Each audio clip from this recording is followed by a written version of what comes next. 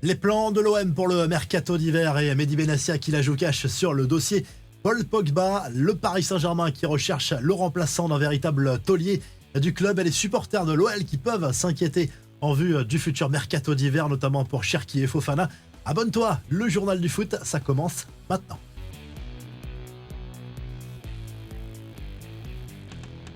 L'OM veut du renfort. Le club olympien, candidat à la Ligue des Champions cette saison, explore déjà plusieurs pistes en vue du mercato hivernal qui approche. À la demande de Roberto De Zerbi, il y aura notamment du renfort en défense, sans doute, au moins un latéral droit et deux défenseurs centraux selon l'équipe, un axial droit et un axial gauche. Kylian Sildilia est toujours dans le viseur. Le défenseur polyvalent de Fribourg est suivi depuis plusieurs mois déjà et les discussions entre toutes les parties ont repris récemment. En parallèle, la direction de l'OM s'est renseignée sur un autre profil, celui du Brésilien de la Juve, Danilo. La piste de Sacha Boey semble définitivement refermée. Côté départ, certains joueurs ont été fragilisés par leur première partie de saison. C'est le cas de Lilian Brassier, arrivé dans le costume d'un titulaire et qui joue de moins en moins. Bamo Meïté, cantonné au banc de touche, est aussi concerné. Départ possible aussi pour Murillo, Lirola, Harit ou encore Mbemba.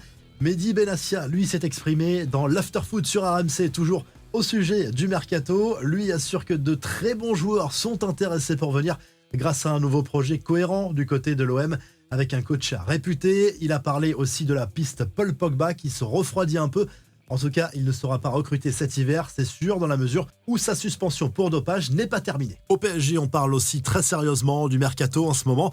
Le club parisien entend se montrer actif en janvier, mais il y a une condition à ce plan. Il faudra d'abord trouver une solution pour Ronald Colomwani et Milan Skriniar qui n'entrent plus dans les plans de Luis Enrique. L'un et l'autre ne sont pas fermés finalement à l'idée d'un départ, même s'ils disent le contraire dans les médias. L'ancien joueur de l'Inter Milan sous contrat jusqu'en 2028 a des touches en Italie et en Turquie. Le buteur des Bleus, lui, a des courtisans en Première Ligue et en Bundesliga. Côté renfort, la direction cherche des profils pour densifier son animation offensive et se penche aussi sur le recrutement d'un défenseur central plutôt jeune. L'idée à terme, c'est d'en faire le successeur du Brésilien Marquinhos. Plusieurs pistes sont activées. L'une d'elles mène en Première Ligue sur un profil dont le nom n'a pas filtré. Et le Lensois Kuzanov colle également avec les critères souhaités. Les autres infos à retenir dans ce journal du foot, on parle encore du mercato, c'est la saison. L'Olympique lyonnais qui a besoin de vendre pour régler ses problèmes financiers va étudier les offres éventuelles des joueurs les plus bankable. On pense surtout à Malik Fofana et Ryan Cherki. L'attaquant nigérian Orban, dans le viseur d'Offenheim, pourrait partir lui aussi. Côté arrivée, l'Argentin Thiago Almada s'est annoncé lui-même à l'OL, mais rien d'officiel. Et du côté de Chelsea, Axel Disasi pourrait mettre les voiles cet hiver. En manque de temps de jeu chez les Blues, l'international français intéresse selon RMC Sport deux cadres européens qui ont déjà pris des renseignements au sujet du défenseur central. La Juve est un gros club allemand apparemment sur le coup.